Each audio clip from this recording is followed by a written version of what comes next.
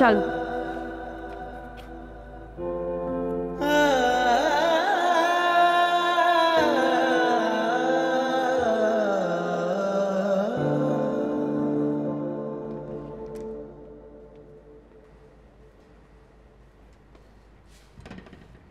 इधर आओ, बैठो। ईशा, चलो बैठो, सिट।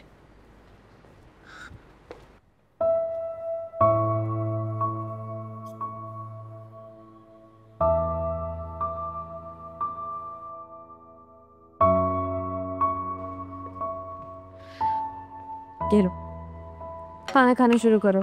बानू जी, पानी लेके आना, अभी लाई। और बाकी का सामान भी ले आओ।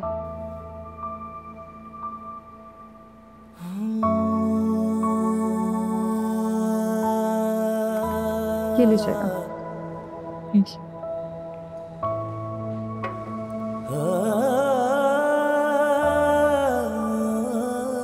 इधर उधर देखने से पेट नहीं भरेगा, खाना खाना पड़ेगा।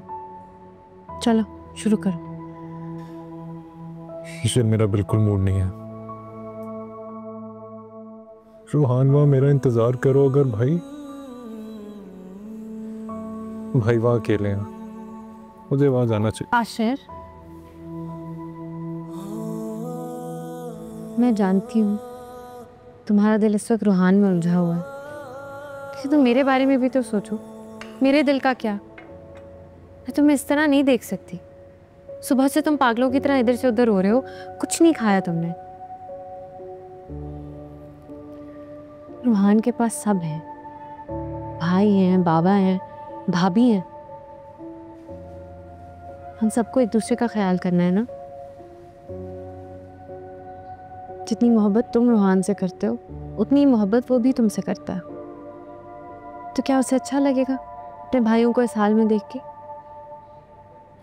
उसकी खातिर ही सही, प्लीज कुछ तो खा लो।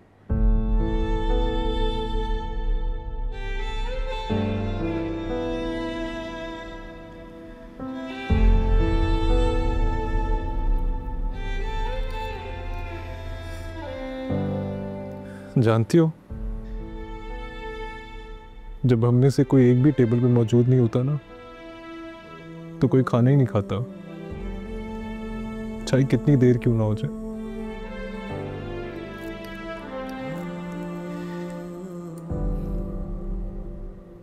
मैंने हमेशा अपनों को एक दूसरे से खुशियां छीनते देखा। वो तुम लोगों जैसे भाई नहीं देखे जो आज भी एक दूसरे का गम बांट रहे हैं।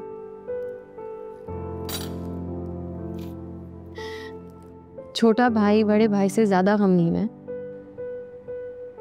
कि इस वक्त उन्हें उसकी जरूरत है,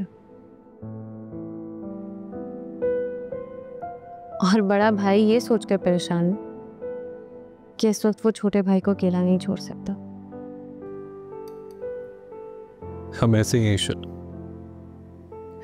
सब कुछ छोड़ सकते हैं लेकिन एक दूसरे को कभी नहीं छोड़ सकते। तुम्हें पता है, मुझे तुम्हारी किस्मत से ज्यादा खुद पर फख्र महसूस हो रहा है कि मैंने तुम जैसे शख्स को चुना है, जिसके नजदीक मोहब्बत से ज्यादा रिश्तों की अहमियत है। I am proud of you. तुम अकेले नहीं हो, मैं हूं तुम्हारे साथ।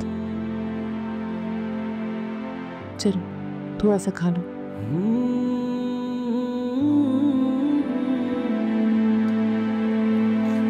कुछ और चाहिए?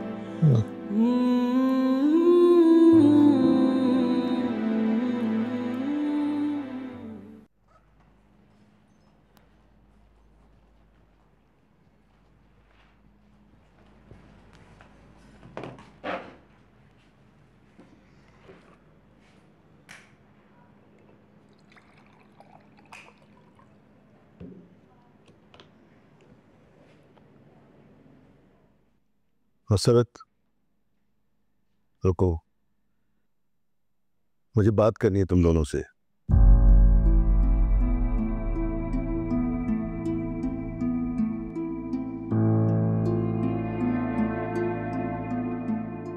अनाया, तुम्हारी अम्मी ने मुझे कहा कि तुम्हारा फोन चार्ज पर लगा हुआ है और फोन तुम्हें असद देकर गया।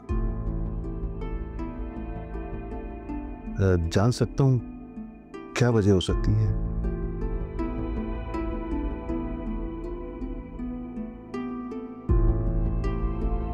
मैं कुछ पूछ रहा हूं तुमसे।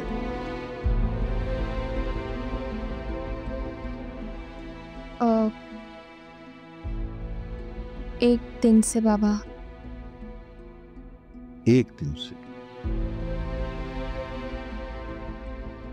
पूरे एक दिन से इसका फोन आयजा के पास था और तुमने मुझे कहा कि चार्ज पर लगा हुआ है। क्यों? मुझे थोड़ी पता था कि इसका फ़ोन आयजा के पास है, इसने मुझे बताया नहीं था। मैंने तो खुद से ही कह दिया था आपसे। अगर मुझे मालूम होता तो क्या मैं छुपाती आपसे? नहीं ना, ज़ाहिर है आपको बताती। और ये बैठी है ना सामने, पूछे आप इससे, पूछ ले। जी जी बाबा, अम्मी ठीक कह रही हैं।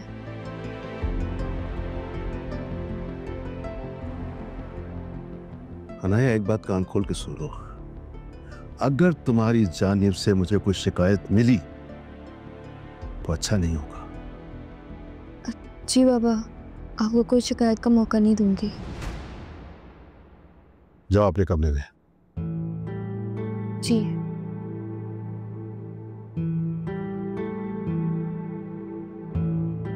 और सिर्फ बच्चियों के मामले में झूठ बोलकर उनका साथ देना उन्हें शह देने के मुतरादिफ है। और अगर ऐसा है तो ख्याल रखना कि इसकी सिर्फ तुम जिम्मेदार होगी।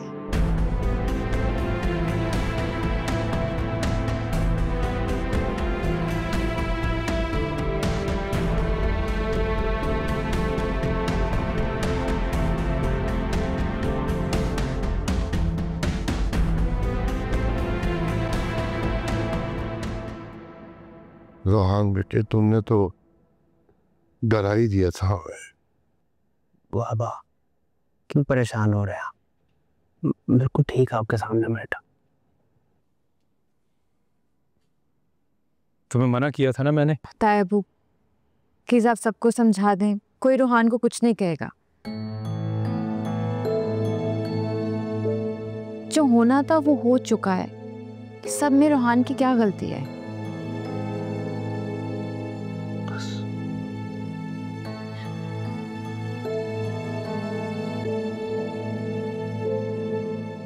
खैर, वैसे मेरी डॉक्टर से बात हो गई है। उसने कहा परेशानी की कोई बात नहीं है, इंशाल्लाह हफ्ते में ठीक हो जाएगा। समी कैसा है?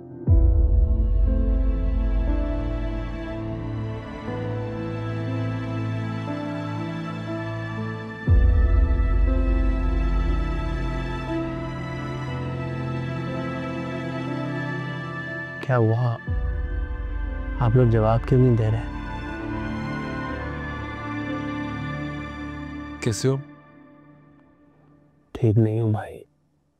क्यों, क्या हुआ भाई? आप डॉक्टर से बात की थी, क्या जवाब दिया उसने? भाई सुबह से पाँव में बहुत खारिश हो रही है, कर देंगे? सारे बदले बाद में ले लेना, अभी रुक जाओ। अब लोगों को पता है मैं हमेशा ऐसी मजाक करता हूँ। अब अगर ये मजाक नहीं करता तो मुझे कैसे पता लगता आप लोग मुझसे कितना प्यार करते हैं। अच्छा, अब आज के बाद इस तरह का कोई मजाक नहीं होगा। कान खोलकर सुन लो ये। ओके भाई, नो प्रैक्टिकल जोक्स, पक्का। तायाबू, आप सुबह से हॉस्पिटल में ही हैं। आप आशे के साथ घर चले जाएं, मैं और असर रुक जाते हैं रूहान के पास। आयजा, तुम ऐसा करो, तुम भी इन लोगों के साथ चली जाओ, मैं रुक जाऊंगा यहाँ रूहान के पास। भाई मैं रुक जाता हूँ, आप रुक जाएं। वैसे ही भाभी कहाँ के लिए रहेंगी, आप जाएं, मैं स्टे कर लूँगा। चलो ठीक है। ठीक है बेटा, हम चलते हैं। अपना ख्याल रखना, बहुत एक आध दिन में इंशाल्लाह घर आ जाओगे तुम।